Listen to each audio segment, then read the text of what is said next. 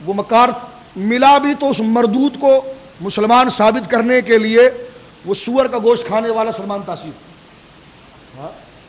عمران خان تو پتہ نہیں باپ کون تھا ماں کون تھا، اس کی تو ہم بات ہی نہیں کرتے، لیکن جو لوگوں کو حدیثیں پڑھ کر اور قرآن پڑھ کر بتائے اور جائے کس کی تائید میں؟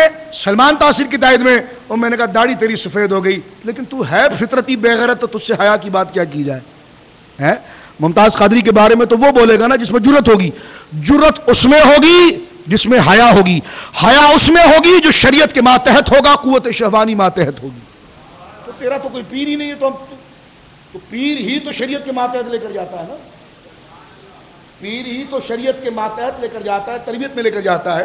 تو یہ آپ گرد و نواح کے اندر شب و روز دیکھتے ہیں ایسے لوگوں کو، سمجھ رہے ہیں؟ ان کا حضرت عثمان غنی کا اگر یہ ڈرامہ کر کے یوم بھی کر لیں تو ان کا عثمان غنی سے کوئی تعلق نہیں ہے، کیونکہ قدرت ان کو آزماتی ہے، قدرت ان کو آزماتی ہے کہ نام ابو بکر کا رہنے والے ہو جو مسلمہ کذاب کی چمڑی اتار کر رکھ دیں اور ساتھ دے تو سلمان تاثیر کا، تو تمہارا صدیق اکبر سے کیا تعلق ہے؟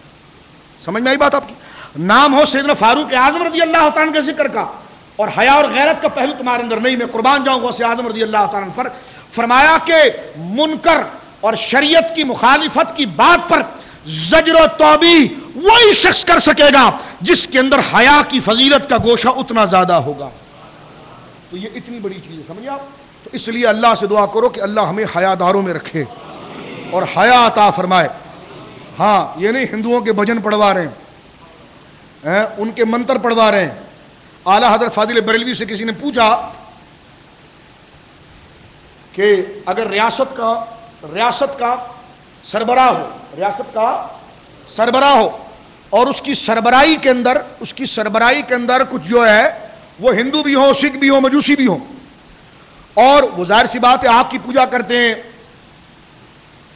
وہ کفر کرتے ہیں، تو کیا ریاست کا امیر ان کو یہ کہنا جائز ہے کہ ہاں بھائی تم اپنی مندروں میں عبادت کرو، ہم اپنے مسلمانوں کریں گے؟ اعلیٰ نے فرمایا یہ بھی کفر ہے.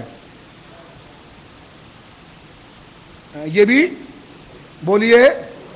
تو جس طرح سلمان تاثیر کے دلال نے یہ جو بات کی اور نے کہا جی اب ہم نے اللہ اللہ کر لیا، اب آپ رام رام کرو معاذ اللہ، اور میں نے کہا یہی تیرے کفر کے لیے کافی ہے، اس لیے کہ یہ رضا کا پہلو ہے اور الرضا بالکفر کفر. اعلیٰ نے فرمایا کہ ہاں ریاست کا بھی اگر امیر ہو تو مذہبی بنتا ہے، تو شیخ الاسلام بنتا ہے، تو مذہبی بن کر ان کو کہہ رہا ہے کہ بھجن کرو، اجازت دے رہا ہے. ریاست کا اگر امیر سیاسی اعتبار سے بھی جملہ نہیں کہہ سکتا کہ وہ ہندو جا کر گویا کہ اپنے پنڈت کے ساتھ بیٹھ کر بھجن پڑھے اور بھگوانوں کو سجدہ کرے، تو کہا پھر کیا کیا جائے؟ فرمایا سرے سے اس بات کو ذکر نہ کرے، جو ہو رہا ہے بس ریاست کو چلانے کے. سمجھ رہے آپ؟ تو یہ وہ کرتا ہے جو حیاداروں کے ماتحت رہتا ہے. جس کو نوبل ایوارڈ چاہیے ہو یہودیوں سے، تو اس وہ بے غیرت کے بات کیا کریں ہم آپ کے سامنے؟ سمجھ رہے میری بات آپ؟ تو حضرت عثمان غنی ذو النورین رضی اللہ تعالیٰ عنہ کا یوم ہمیں حیا کا یہ درس دیتا ہے اور یہ بات کرتا ہے